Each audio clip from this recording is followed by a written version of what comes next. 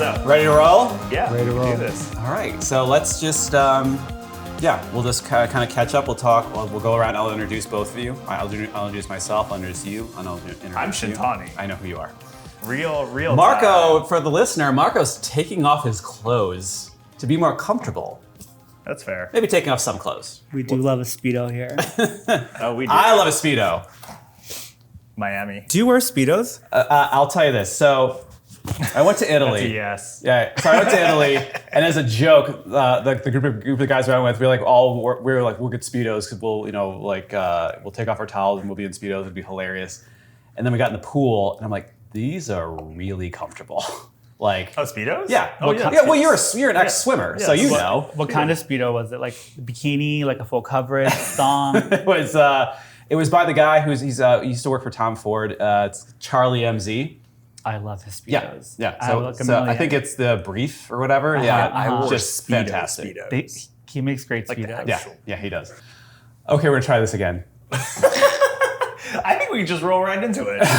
Okay. You know what? Right. Okay, well, my name's Lucas Passmore. Thanks, crew, for joining us. Sitting across from me, my partner in crime with a K, Chris Shintani. What's up? Ooh, soundboard. Now, was that racist? Was that 'Cause there's a gong. appropriate? Was that racist? I'm so sorry. Was that you better not be gaysis with my introduction. Then we have a problem. I was gonna say, what's Marco's intro? Okay, so sitting to my right, stylist extraordinaire. He only has one name, like Cher or Madonna. It's Marco. Marco, say hi. He does not like the That applause. was not a great intro. Yeah, I mean, well, no, I mean, the I mean, it clapping's was fine. good. It was good, but I was That's better. expecting a little more. That one. Yeah. There we go. Perfect. Perfect. Marco, we're glad you're here. Good times. What's going on, guys? Life. Catch up corner. Great things. Chris Shintani, what have you been doing lately? I have been shooting and producing and flying and traveling. Wait, you're a pilot? Like flying with your arms? I wish. That sounds great. We been doing. I was supplementary assets on a commercial job, which was great. It's kind of like a hybrid of unit photography and key art-ish photography. So we're on set basically like shooting while motion's rolling, and then we're also shooting individual assets and portraits and moments. Cool. And Yeah. I feel like I giving feel you the a same. soundboard. I'm sorry. There's a lot of Rick and Morty sound noises loaded on here. I'm really sorry. And and then I shot Bridal today. Amen to that. Sorry. Listener, I'm really sorry. I got a new toy. I got a soundboard. Do you have any housewives stuff on I don't there? have any housewives, but if you send me clips, I have two more Well, banks. it's too late now. I'm here. Yeah, he's already here. He This can is be the back. homework part to Who are it. we going to use it on? Brett Part Lemke? two. Fucking Brett All right, Lemke. we'll use it. All right, very cool. So, So you've been shooting bridal and some yeah. other like hot stuff. Yeah, Some light hot- teching. Yeah. All All right, you were consulting for some light teching stuff. I'm consulting for 2 different brands right now, actually. But yeah, Two? it's 2. You're double timing. Very cool. Oh, Double dipping? I'm always double dipping. I have 2 brands that I'm building out some sets for and consulting things for. So you're like, more lights here. And they're like, here's $15,000, thank you. No, it's sort of, I guess. I mean, sort of in that. It's like, Wait, that's how much you're getting? Jesus, I need to go into light teching. Yeah. Oh, I got to learn stuff about lighting. Well, though. it's consulting. So I feel like light teching would be one thing. Like if I was just coming in to just build something and that was So you're not it. even carrying anything in. You're just like, more lights there and there. No, he has someone carrying stuff, Yeah, setting up. It's big. I have, Let's just, I'm one of the consulting companies, Marco very is cool. one of the that's consulting. why I gasped. Ah. That's why I was shocked when he said 2 different have companies two. because I thought there was one. I thought, yeah. I have a few sometimes, but yeah, my it's God. because it's not necessarily just light teching. So I'm not going in and just being like, here's a light setup. I'm like, here's how we rebrand, reorg how your light setup works to what you guys want to function. So that's Cool. so that's that part. Sorry. So yeah, that's And that's what Chris's I've been up intro, to. everyone. Very cool. All Marco, right. our guest. Marco. Jeez, wait, hold on. Yeah. What's There we go. Yeah, right. A little bit better. There we That's go. what I wanted to hear. There we go. A little gay sis though, because that's very like Pride Palm Springs, but We've lost our listener. They're like, all right, pass more on the fucking soundboard. We're out. Marco, what's going on with you? We're gonna deep dive into everything about you in just a couple of few. But in the meantime, let's just jump forward. What have you been up to? What's going on? How's life? I have been having a lot of nightmares and waking up sweating and not sleeping. I've been at my chiropractor, my acupuncturist a lot, and it's because I went in-house, everyone. You went in-house? I am- What? No way. I am in-house now instead of freelance, and the nightmares and the He night went. sweats are back. He went for the benefits. Oh no. So sorry, buddy. You know, at my age, you got to think about that 401k. Yeah, cool. Yeah, his age. I mean, I'm almost getting a heart attack, so yeah, I guess we. Yeah, Yeah, that makes seriously. I love how sense. people in their 30s are like, oh yeah, at my age. And then we get to Luke. Yes, you know. yeah, shut up. How old Yeah. are you? I have no children, but I could He's- be considered a daddy. He is for young sure. looking though. Look at this gray in my beard though. It's coming in though. Look at What this box? begins. What box are you checking? Like 20 to 25, 25 to 35, 35 to 45. Who knows? Marco. So you went in house. That's controversial for I went you. in house. I mean, I've been freelancing for like 4 or 5 years now, and I told myself I would never.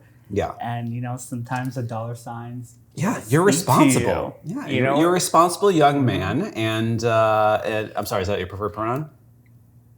I guess I don't know. Okay, yeah, sorry. I realized I need to start I- asking these questions. I'm not Does really that like a mean- pronoun person. Gotcha. Marco. It's just or- Marco. Just Marco. He Yeah, has no Marco is pronouns. the pronoun. He is the It's just- pronoun. Yeah. I wouldn't say responsible because I'm also a retail therapy kind of person, so I spent a lot of money the last couple of weeks. What does retail therapy mean? Like I just go buy stuff when I And that makes you feel good? Yeah, for like 2 seconds. Yeah. It's kind of But like I do have a really nice pair of baby blue Celine boots that I'm wearing Oh. tomorrow, and they are worth it. Where are you going and why aren't we invited? I'm going to Malibu Wines. Oh. If you guys want to come. Well, Shintani, there's no NFTs there, so maybe you don't want to go. Do so. they have giraffes there still? You know, I am getting into the NFT game soon, though. Oh. But not with Chris. That was like so purposeful. Not with Chris. That's fine. Well, he didn't ask me. I have lens. Whatever. He didn't ask me. Someone else did. Oh. So. Well, Okay. well. But anyways, Fair. I'm in house and I am working it out, and I'm gonna see how it goes. Fantastic. Well, and there's no better point right now than to step into the Wayback Machine. Wayback Machine. Marco, let's take the listener back to your humblest of beginnings. Where are you from? I am from Pasadena, California. That's where I live. You live in Altadena. Shut up. Okay, so all right, real quick, listener. Nobody in LA knows Altadena, and Altadena is just an annex of Pasadena, so I just say Pasadena.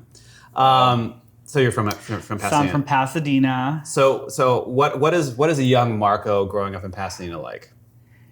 You know what? I have a bad memory. So like Fair. I don't remember much, but I do remember kindergarten on a skateboard going down a hill and falling Oh. a couple of times. Okay. Fair. But I mean, that's really way back in the Wayback That Machine. is- To be that fair, is- it is the that is- Wayback Machine. It is the Yeah. Wayback. Yep. but that's where the creativity started. Guys. Oh, really? Describe. I love that. I don't know, but there was a lot of arts and crafts in kindergarten. Okay, so styling. Yeah. Where'd you start styling? What was Yeah. what was Were you that? fabulous in high school or middle school or college? No, I had no friends. No, I find that hard to believe. You're very likable. I hated Yeah. high school. Really? I didn't want nothing to do with anyone. I just knew that it wasn't for me. I wanted to be out. Mm-hmm. Everyone was just like Weird. faking it. Yeah. Well, I mean, it's to high make school. it, you know, everyone it's fakes high it in Like high school. I didn't want to fake it. Everyone So in high school's weird, I thought. yeah, I thought so too. I had a great time in high school. I was very popular. Just I so bet you everyone were. understands. I mean, I bet you were a dad. I bet you were a daddy in high school. You've been a I bet daddy you for the had last that 30, beard. 40, 50, 60, 70 years. so you're like high school out. high school out, I was working in a movie theater. I was a manager at like 17 years old. I was working full time. Did you love movies, or was this a job? It was just a job. Okay. Um, I thought maybe I that like you early love of cinema could have informed costuming, styling, etc. But no, my parents had just divorced, so my mom was. I'm first generation, so my mom was on her own. I'm one of 6 kids, so I kind of wanted to work, wanted to leave school, and so I wanted to help with bills. So I started working full time. I mean, I was making like $1,500 per paycheck at like 15 years old. I was working. Wait, that's how much you were working? Damn. I was working a lot. Holy cats. Minimum wage was $7.75. You're making $1,500 a Dude, check he's like doing every 2 doubles weeks. every day, 7 days. I can't do math. That's a lot of popcorn. is that All I math know out? is that's a lot of ices and popcorn going on right now. It was a lot of work. Yeah. But yeah, so I just, at some point, I graduated high school and I didn't want to go to college. I knew I didn't want to go to school. And so I started working at Forever 21. No shit. Like in-store merchandiser. And Why that? Why Forever 21? because my friend said there was a job opening. Wait, I'm sensing a theme with you. did it pay more than? It paid the same. Oh, okay. Yeah. But at this point, I had been at the movie theater for like 6 years. So I was like, maybe it's time to leave it behind. Yeah. But I was working in store, and then like 3 years later, I somehow wound myself working at like doing e-com for Forever 21. So I did e-com and editorials for them for like. Wait, how did you 4 go from years. in store to on a photo set? Like, what's that transition? Just the right people, I guess. What happened?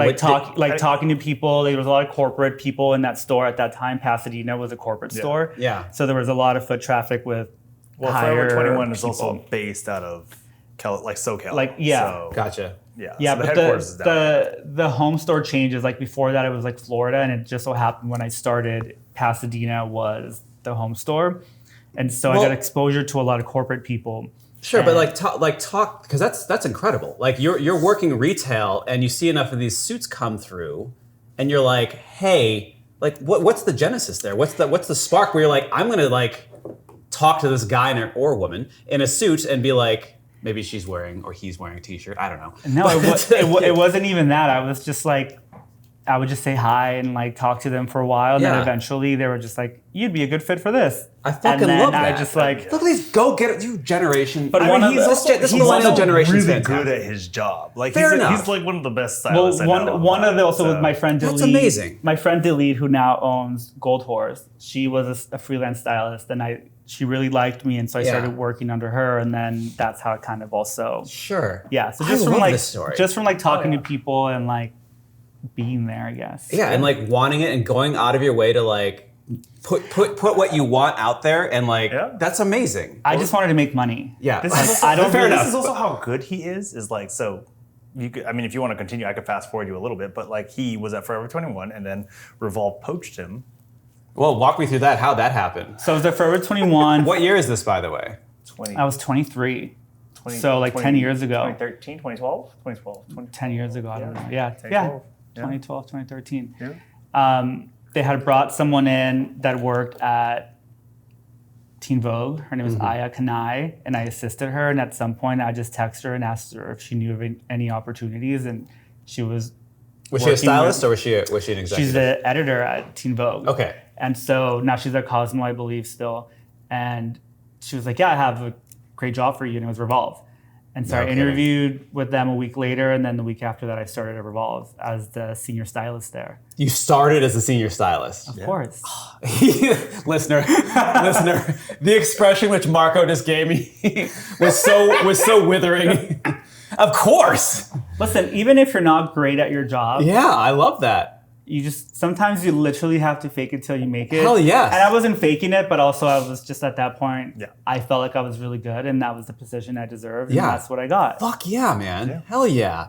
And that's where we met. Yeah, I was gonna say, and Yeah. jumping, so Shintani, you were full time at Revolve at the time as head photographer. No, he started after me. We started, I was going to say, we like a started week. within a month. Yeah, I was going to say within the same month. Yeah. So, I came into the studio when Marco was already there. Okay. But I was also coming in as a junior e-com photographer. Okay, very cool. And, Wow, you and worked your way up fast then, because Within 2 weeks, I was not. Well, we also, you were much higher. You took the lens cap off, and they were like, he needs to get promoted. Yeah, we also started a really good time because for some reason, when I started at Forever, when I started at Revolve, and when I started where I am now, it was at a transitioning point for the company where they wanted to rebrand. And so I think they saw people coming in and they were like, these people are the ones that are going to help us do this. Yeah. And so I think we were both there at the exact same time that it was good. That didn't work. No, listener heard that. Listener, I just cracked a Sprite. Don't worry.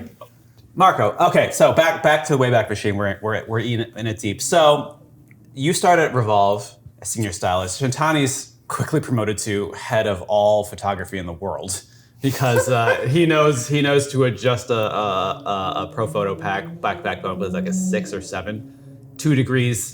Yeah, they had that still. Yep. So you guys start working together. Like obviously, 10 years later, we're all sitting together as friends. What was it like working together? I mean, Travel the world. I don't remember the exact moment I met him. Yeah. Like it's not super memorable to me. But I also don't. No, not in a bad way. Like I said, I have a bad memory. Marco really didn't have that much memory. impact on my life. Right. I'm getting Ever. for both of you. I understand But that. he's here. But you know, much like high school, like I didn't interact with people unless I really had to, and at that point we didn't have to interact. Yeah. But I also don't remember the point where we kind of just became really close, but it just kind of happened. I mean, we were traveling traveling a bunch. a lot. We were traveling a bunch. There was a bunch of jobs where, we would basically. According to HR rules and the most general aspect of things, like you can't put opposite sexes together when you go on travel jobs for That makes sense. any business. So Yeah. Marco and I would room for a lot of jobs that I wasn't able to bring my assisting team, or if I had more of an assisting team, they would stay in their room and then we would room together. Yeah. But I was not his assistant. No. I was just sleeping in the same room as him. We were equals. Sharing a room. Well, I mean, Different beds. they often say that the true test of a couple is to travel together. It is. And obviously, your guys' friendship has endured Is that a decade thing? plus. Well, we have survived quite a bit. Indeed. I would say. I guess we have. Yeah. We've done what, like Italy, France, Italy, Mexico, Hong Kong, Mexico, yeah. Turks and Okay, Caicos. so let's have some fun. Okay. Favorite shoots. One of my favorites, which I just saw a photo on your computer, was with Josephine Shriver in Mexico Mexico. with the Coca-Cola can or Yep. bottle. That one was really good. I got food poison on that job, that shoot. Day 2. Literally day 2 that day, halfway through, all of a sudden, You're always getting sick with food, Chris. Yeah, I was gonna say, why are you traveling and always getting dying. sick? I remember shooting, and Sarah, I think, was like, maybe it was you or Josephine was like, are you okay? And I was pale, and I was like, Christ. I'm pretty sure I'm going to use the restroom on myself at some point. So I'm going to finish this look, and then I think I have to excuse myself from the shoot. But we were like almost done for the day, so I was trying to power through it. Didn't work out so well. But anyways, It started as a group of like 15 people. Yeah. By like day 3, there was like 4 of us doing the entire shoot. Everyone Got food poisoning? Literally everyone was sick. And this Yeah. is Mexico. Yeah. Okay, so that's Totally. harrowing. But it was the shoot was beautiful. We had Haley the day before. We had Haley Clausen, then we Yeah. had Josephine Shriver. Yeah. We Yeah. were there for like 7 days. We went to Hong Kong, shot Cora Keegan in Hong Kong. It was raining the whole time, but It we made it work. was. The best was the inspo had nothing to do with rain, and there was a monsoon when we got there. It was insane. And every shot, she was carrying a clear umbrella. We sourced clear umbrellas for this specifically. And then Photoshop them out or something? What do you mean? No. Why I did mean, it be clear? Well, because we wanted to see her face. Because if we had a black umbrella, you couldn't. It was too shaded. Oh, I thought you meant like just walking around. She had a clear umbrella. No, for the shoot. It was raining so Literally hard. for the shoot. She Got literally it. was walking across the street like with an umbrella, like you can't see me move, but I'm like doing the Sarah Jessica Parker hop around Yeah. New York. Oh yeah. Like that's what she was. So Marco, doing. tell us as a stylist then, you're like, okay, these are the items we're going out with this campaign. It's got to look amazing. It's a monsoon. What kind of switches do you pull in emergency mode do you go into? Like, how does that affect your job? I mean, obviously, I quite a mean, bit. I don't think there really is like an emergency mode. It's just like you just make it work. Like you have to either find something to shoot her under, the clear umbrella. Yeah. Like there's nothing. If you have to do the shoot, you have to do the shoot, whether it's raining, snowing, whether she broke Well, we a also leg. weren't shooting like swim. Like we were shooting like fall we were stuff. shooting fall fashion. Yeah. So Yeah. it did play into his advantage to an extent because How God dare forbid. you? Well, I mean, wait, hey, hold on. First, like God forbid, like it was a spring summer shoot, and Well, remember it was the a one in monsoon. Black Sand Beach in San I Francisco? do, and that was swim, and that was I awful. felt so bad for her. It was literally freezing, and we needed to put her in the water. Not only that, but it was literally Black Sand Beach, and she was rolling around the sand, and it was so windy. Yep. Like it was like God. black sand all over her, and she was still giving you face, and you were like, "Wow, you're amazing." What Yes. a fucking Yes. trooper. You know right now, but you just She's dude, doing I love it. that. Yeah. I love Yeah. the people who are team players. She truly champed it out for that shoot. Yeah. Yes. Okay, one more story of another fun, memorable shoot you guys have done together. I mean, I think the most memorable shoot from Revolve was the Emrata shoot, which was like maybe one of the first big ones. Oh, the rebranding. Memorable because it was like such a big moment for the company. It was huge. And they flew us out to New York to be part of like the event, which I think after That was a while. really cool. Yeah. We had billboards. We also had. It was the first time I had myself a billboard. I don't know about you. I didn't even know we had a billboard. Well, I don't know if it was wheat postings, but it was like huge wheat postings. like the that they post, put- the posted thing. Yeah, but like against like the whole thing, and it was like the first time I was able to like take a photo of my work, of myself in front of it. Yeah, so and it was someone took a larger photo than of me. you in front of your work. Yeah. I mean, Yeah. me and Mikey, but like yeah. him and his mom.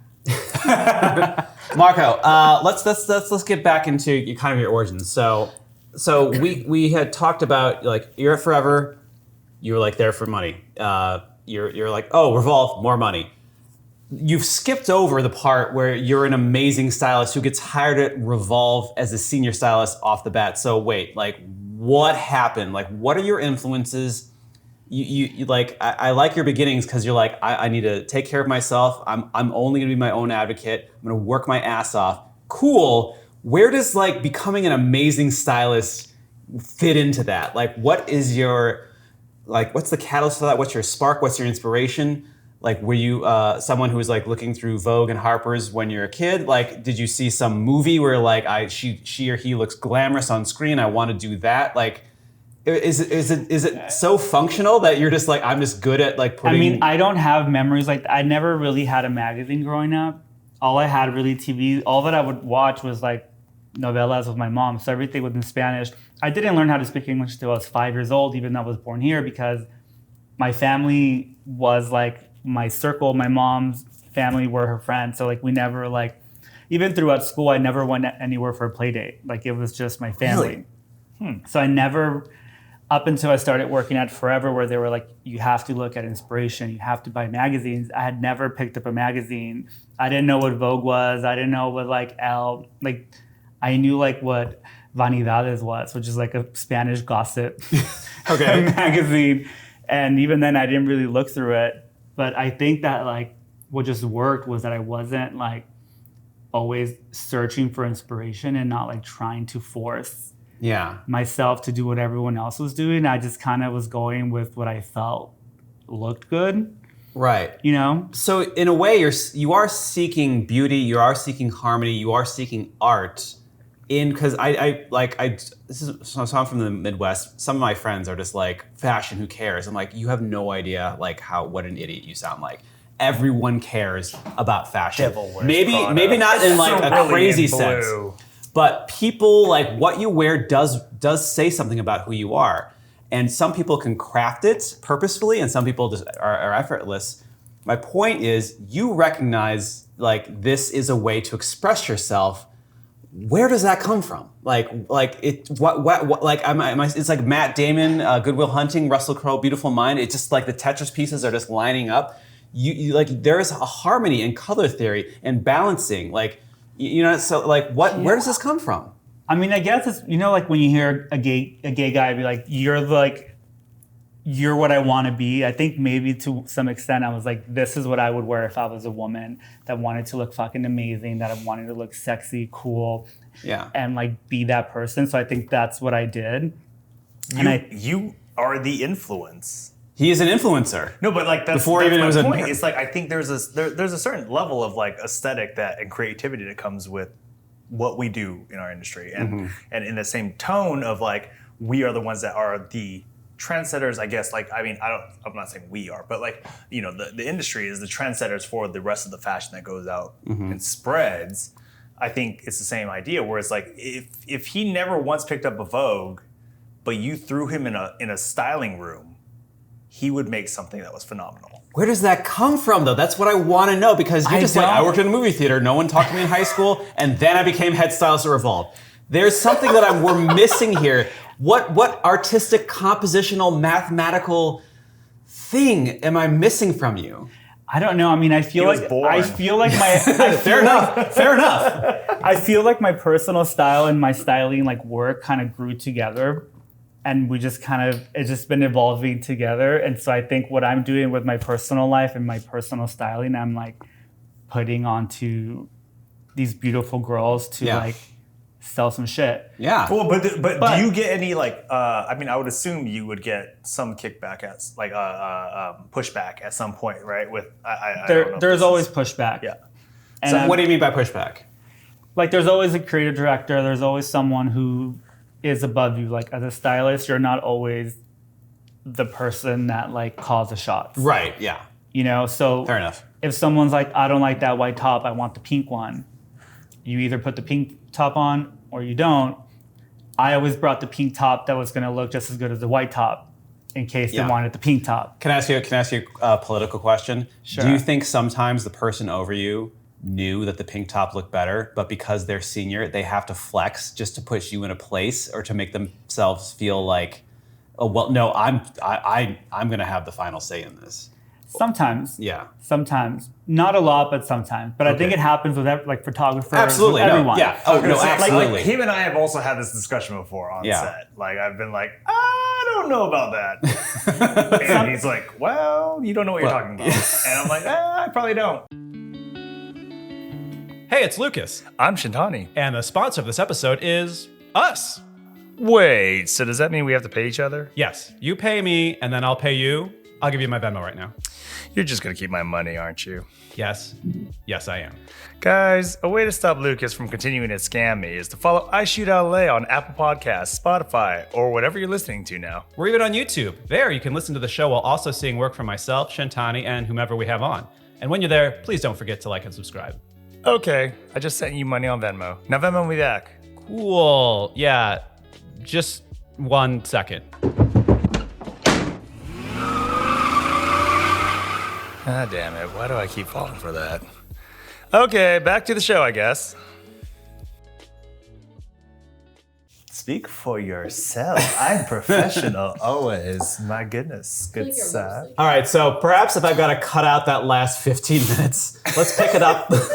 Let's pick it up. Marco, you're saying you're not the kind of stylist who brings a million racks to a test shoot.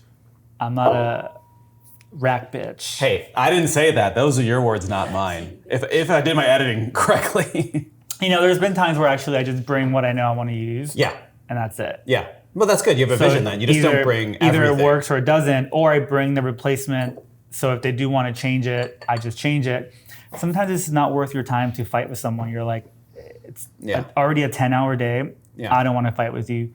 Let's keep going. So let's jump forward a bit in the Wayback Machine. So we're going back to the future in a way. Insert Back to the Future license music.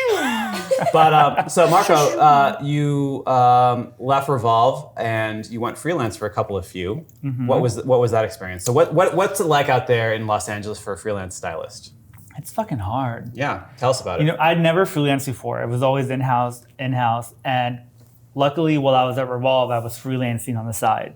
Okay. So when I left Revolve, it was kind of like an easy transition, but I've never assisted anyone in my life. And so I didn't really know how to freelance.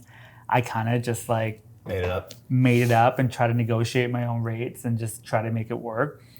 And luckily, one of my really good friends, Delete, who runs a company, Gold Horse, he's an amazing producer. If anybody ever is looking for a producer, she brought me in on a lot of her jobs, and it just kind of worked out for a couple of years up until last month when I took an in-house job. back in. You went back in-house. So the red suit showed up with the briefcase and opened it up, and he did the signature. Go. We slapped each other around a little bit, and then eventually I just gave in.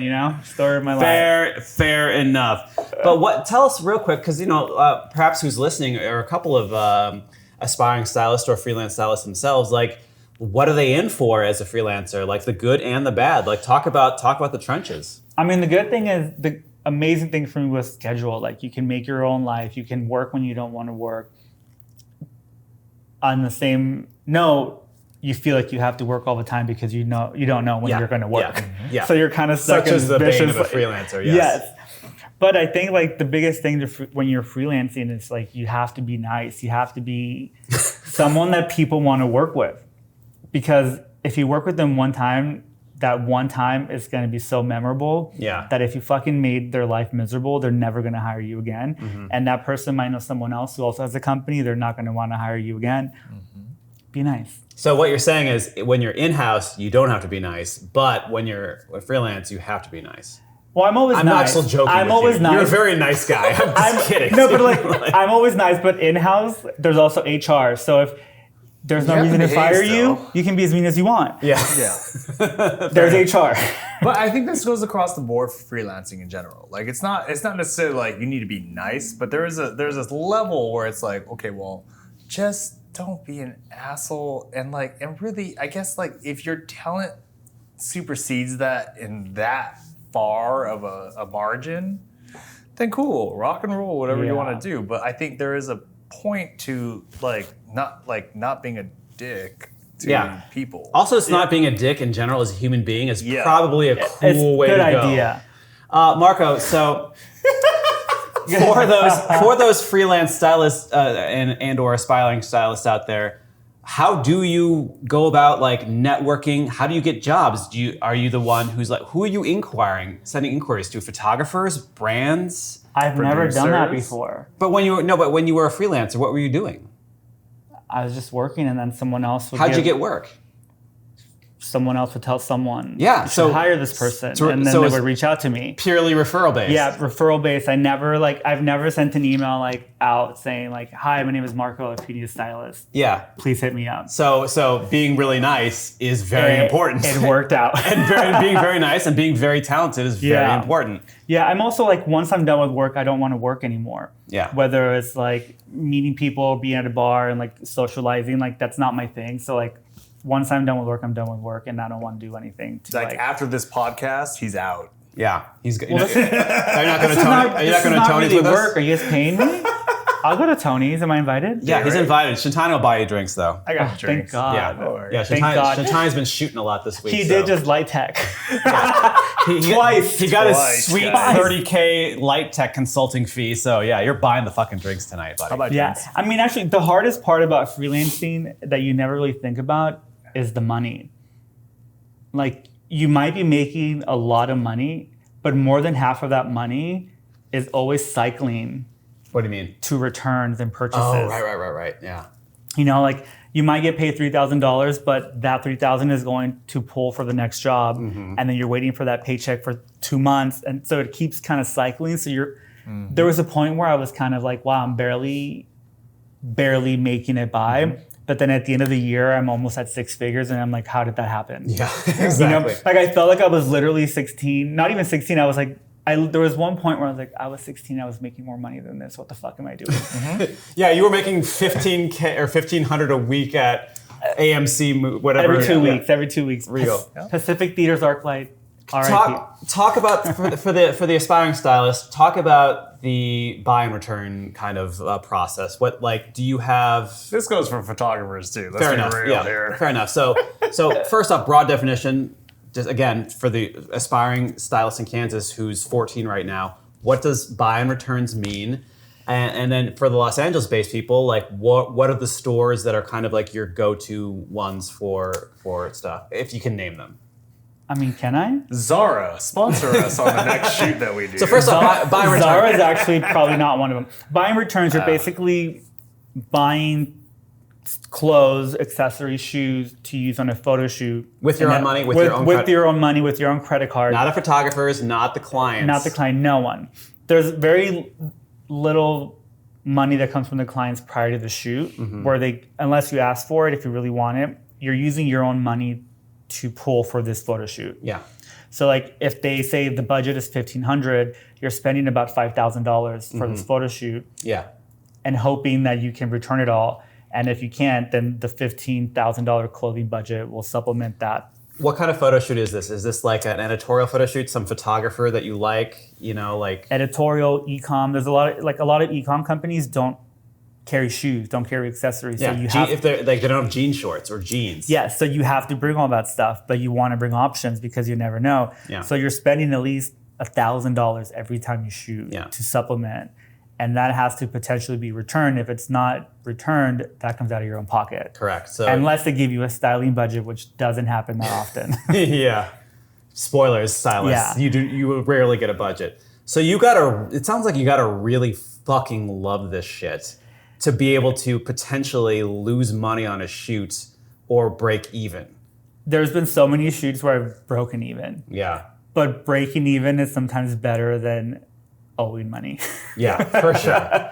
So at least you're not like having to pay someone $1,000. Yeah. Are there any trappings or pitfalls when you go to return? Are stores like not Zara or others that are like, no, we've seen you for 4 weeks this year. Sorry, 4 weeks this month. It's never happened to me, and I don't know why, but a lot of my friends who are stylists, people will remember them and be like, you're a stylist. There's also like a lot of stores have a stylist program. So you have to pay a percentage of whatever you pull. So there's stores that you have to pay 15% of whatever you purchase. So if they're like, you're a stylist, you have to pay 15%. If you bought $2,000, you have to keep 20% of Yeah. $2,000, Yeah. which is not ideal. Yeah, exactly. So there are stores that will work with you with this certain caveat. You just have to lie. Yeah, fair enough. Are there circumstances? Because I've been on set before where the models, like to the stylist, they have their own private conversation. Like it happened over here. They're like, "Oh, I'm going to buy this from you." Yeah. That's the ideal situation. Is that 20% you've got to keep?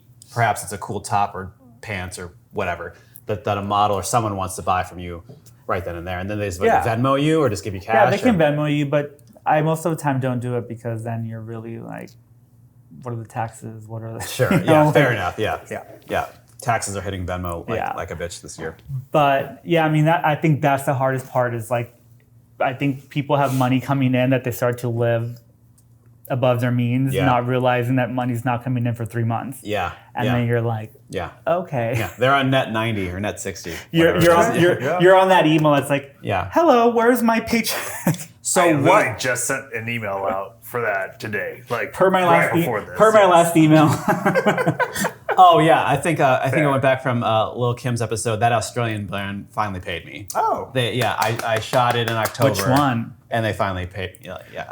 The beep. Another thing is you better be like, I'm not converting your Australian dollars to US. I want Yeah. fucking US dollars. Yeah, and I got also hit with like some transaction fee too. Like it was on. Take the L on that one. Yeah, I'm telling you, yeah. my French brands, it's the same thing. Yeah, Oof. fuck that.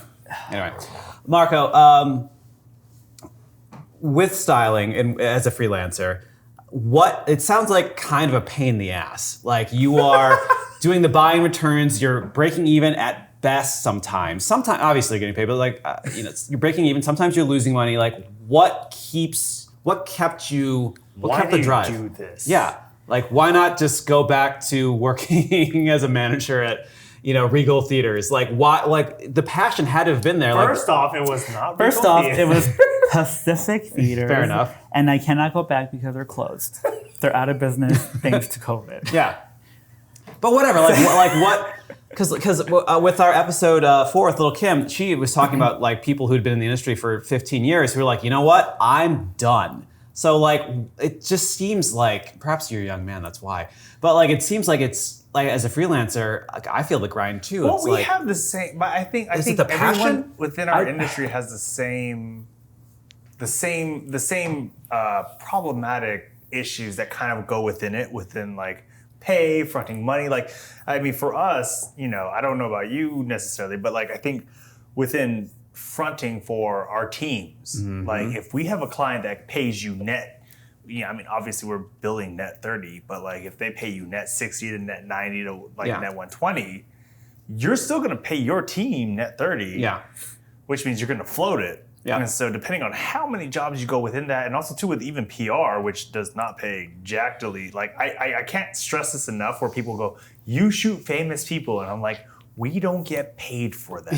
Yeah, exactly. At all. Like potentially later, yes, but like initially, no. So yes, we're fronting money for that constantly. So if you're floating, like a good 2 to 10 grand, you're waiting for these clients to pay you. So when they screw you, then you're like, well, Yeah, I mean, even with celebrity stuff, you might be able to get all this amazing designer stuff from PR showrooms and stuff, but you have to pay for shipping.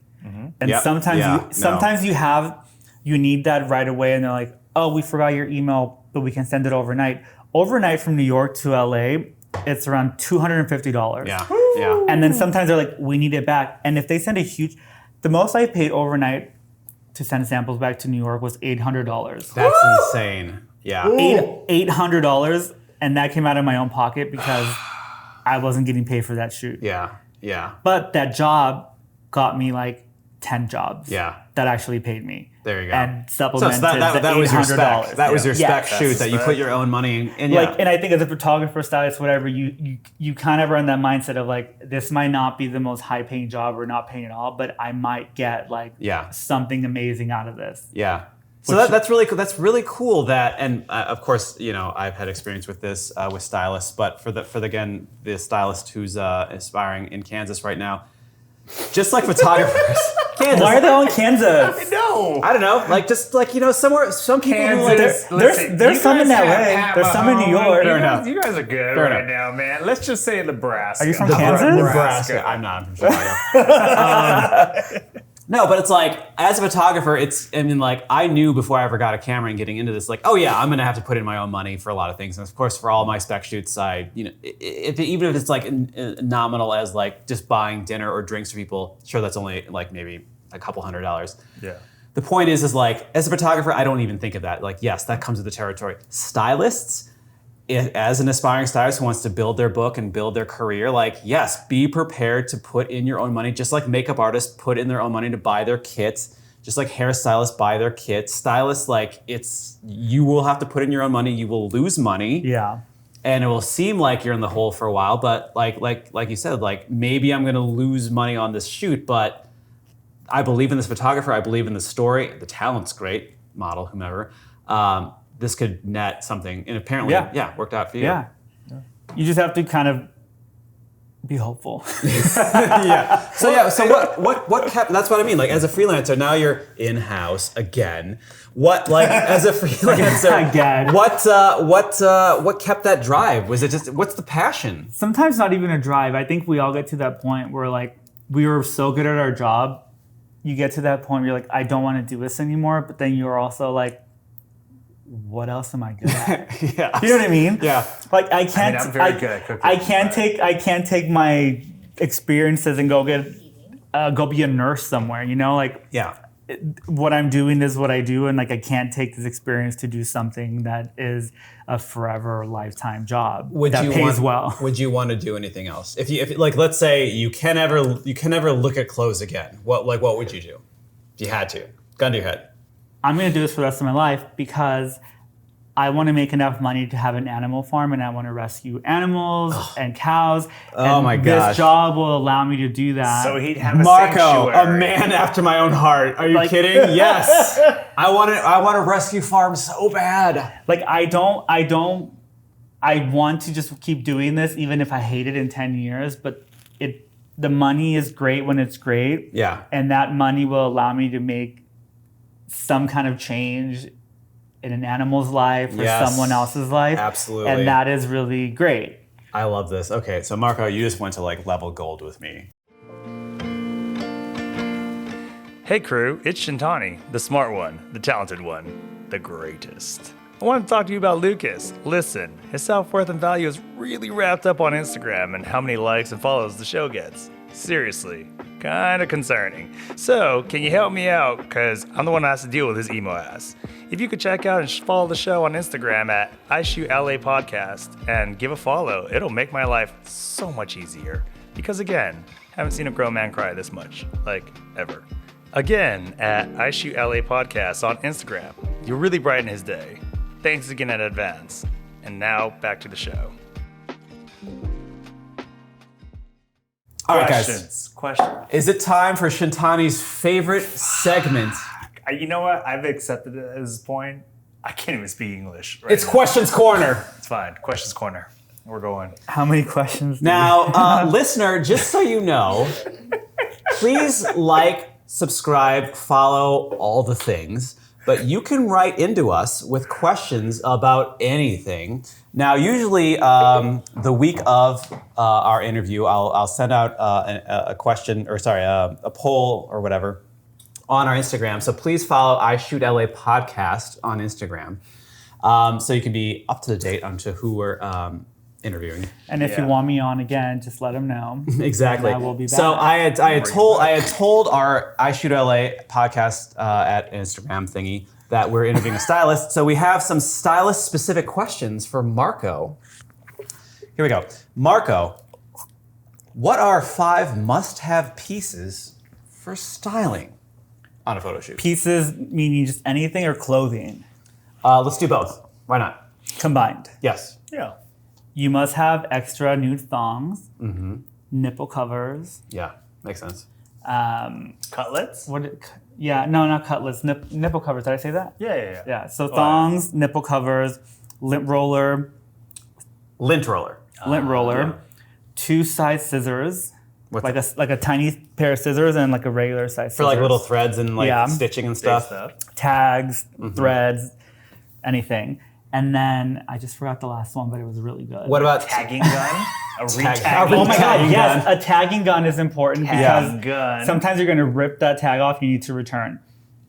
What about taping for shoes? Is that who tapes the shoes? You know what? Taping I stopped doing because fucking photographers always give me the hardest time.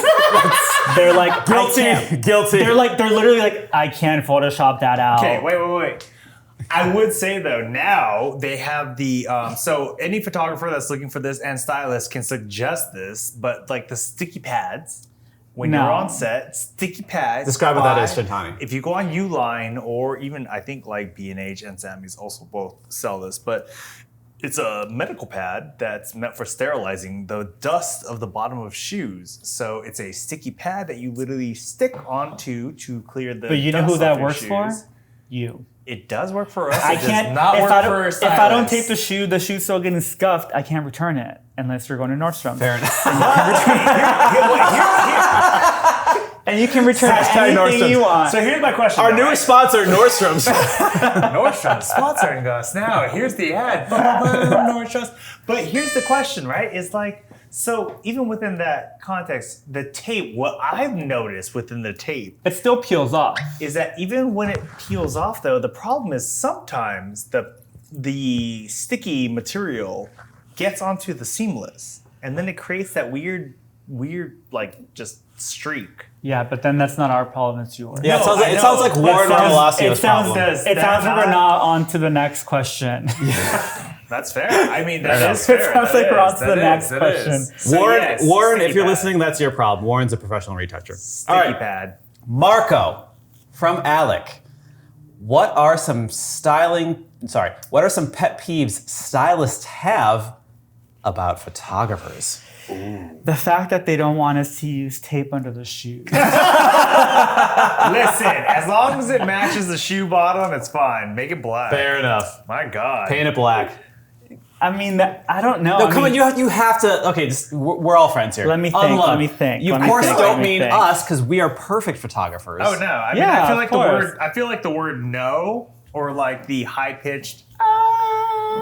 No, it's not even just photographers, because like everyone's like, if I told you you're shooting this wrong, do it this way. If someone's like, Marco, I would actually let you say that to But me. That's how comfortable I am with you. Which is can that I be would let honest? you- At this point, I can tell if something's wrong. So if I tell you something's wrong, something's fucking wrong. Yeah. But That's the litmus test. But sometimes when like a photographer's like, that top doesn't look good with those jeans, and you're like, This is literally my job. are you fucking kidding me?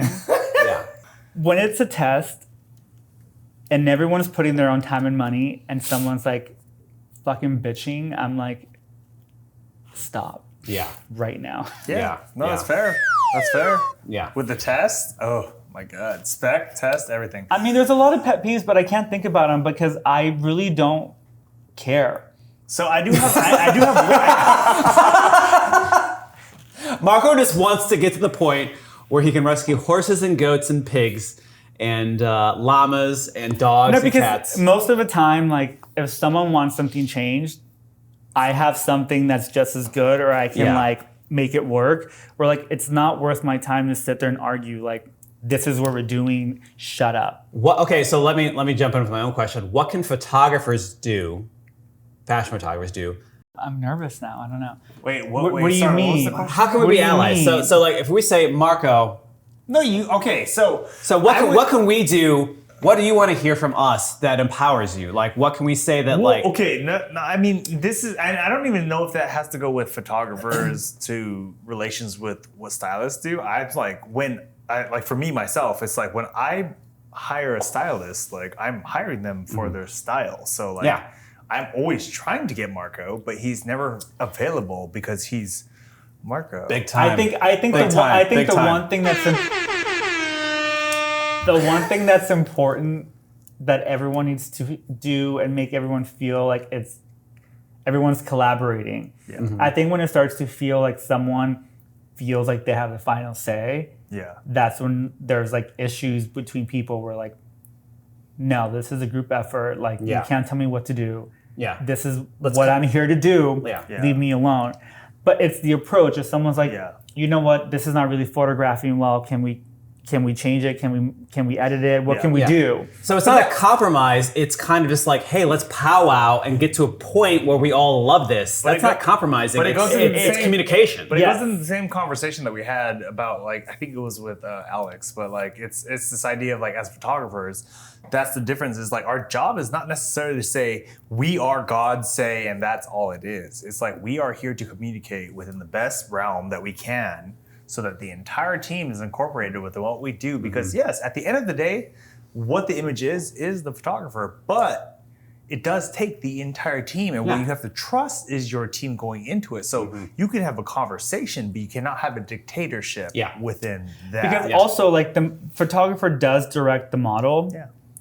But there's so many times where I'm like, do this with the top, do this with the jeans. I think this is what's going to look really great. Which is great because I've had stylists before where I've had qualms with where like all of a sudden they were like, just shoot it. And I was like, that sounds like the most loose way to say, I don't know what the I'm doing right now. Sorry, I'm trying to stop cussing for 2022. But anyways, but that's what like in my head that came up. And I remember I was like, but what I'm looking at, I don't like.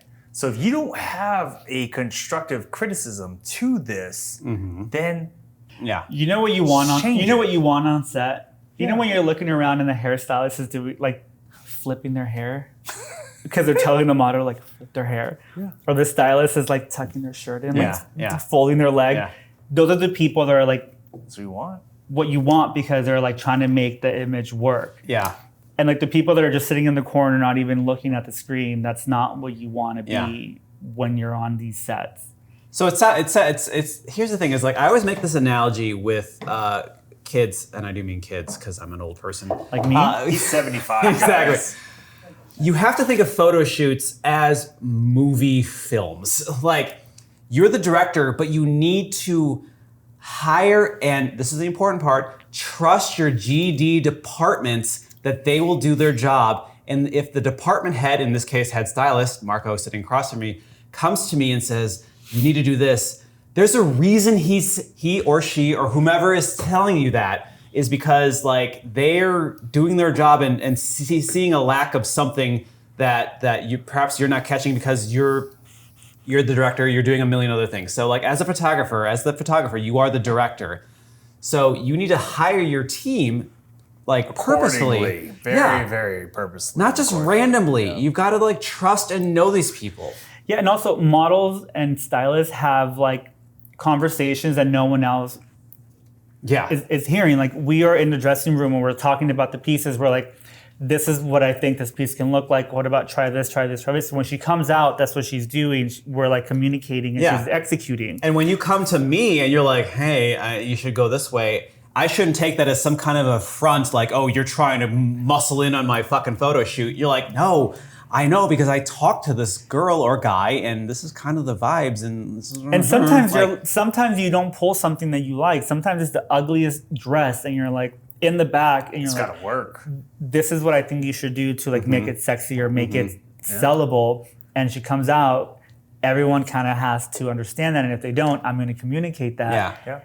And if you don't understand that, well, there ain't shit we can do about that. we have a problem. Then we have a problem. Cookies. So photographers, the buck does stop with you. But what we're saying here is like, be open to input, not criticism, but like suggestions and like constructive contributions to your shoot. It's not a threat to your ego. Everyone wants this to work because, first off, especially if it's a spec, no one's getting paid. But like you have to trust the people who you've agreed to come onto your team, because if you don't, what are you doing? Like what? Like I mean, there's been sets where like I worked on one set where they were like try not to speak to the photographer, like he just likes to do his own thing.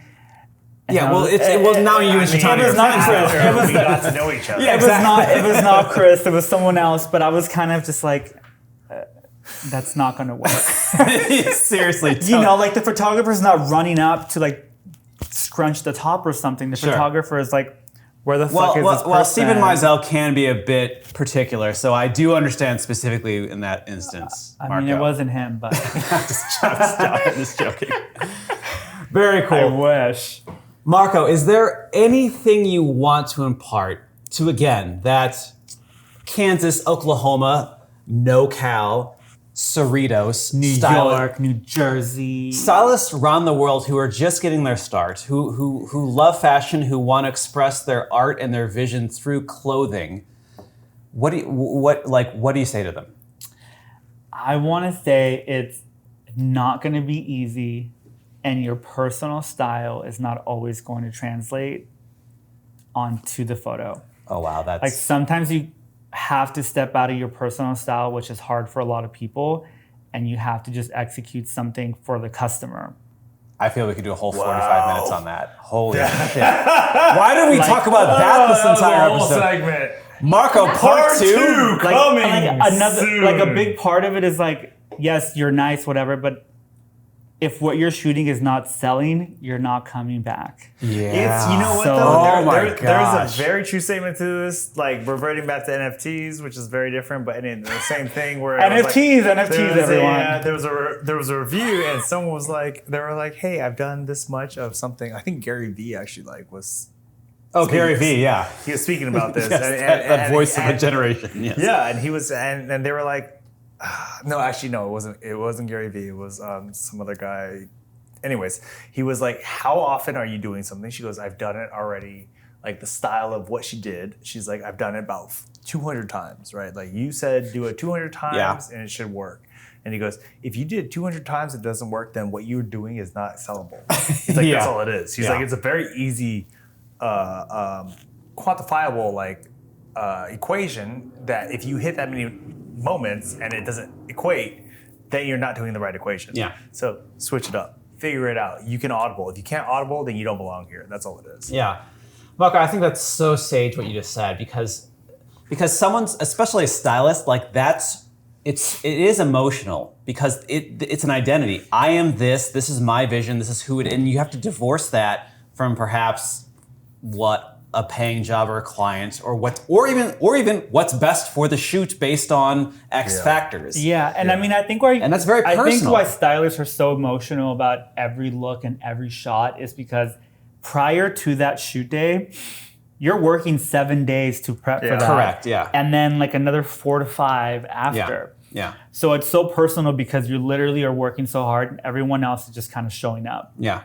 Yeah, and I feel like sometimes stylists are like looked at like they are like the bottom. No, goddamn. Like, And I felt not at to all. be Wait, I please, felt that go once ahead. before. You know what I did? I fucking prepped for literally one day and I came on set and I was like, this is what you paid me for. Yeah. Just to prove a point. Yeah. Yeah. Did it still I bet it was fabulous, Did though, it by the still way. look great? Yes. Of course. Did it look as good as it could have been? No. But I was trying to prove a point, and after that I got multiple prep days.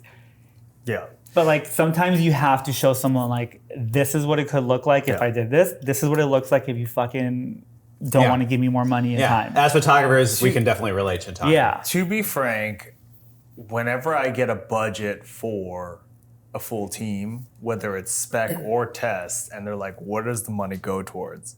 I do personally say, send it to the stylist. Now, Yeah. now I don't know if my stylists are getting this money, but I'm like, I do truly believe that like what we do as photographers, we do get paid a very exponential amount past what the rest of the team's gonna get paid in any general shoot of anything. So when it comes down to spec and test, I'm like, yes, send the money to styling first, hair and makeup after, Yep. and then me, if need be. Yeah. Which is hard. And speaking on that, it's like sometimes the hardest thing is to turn down work because you want to say like this is my rate, Yeah. and if someone's like this is what I have, either you stick up for what you feel you are worth or Yeah. you take the money. Yeah. If you take the money, everyone else is going to know that's what your rate is, and it's not worth it. Yeah.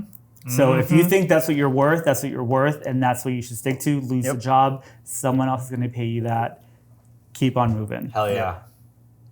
Love that, man. Know your worth. Know your everyone. worth. And that goes for your word. that goes everyone, for know your worth. industry wide. Know your worth. No matter what position you are, know your worth. Guys, That is the hardest part, being like, should I take this job? I really need the money.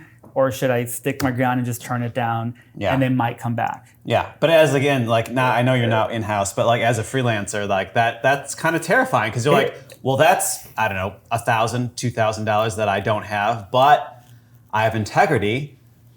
Don't know if they're like, okay, so when's that next $2,000 job gonna come up?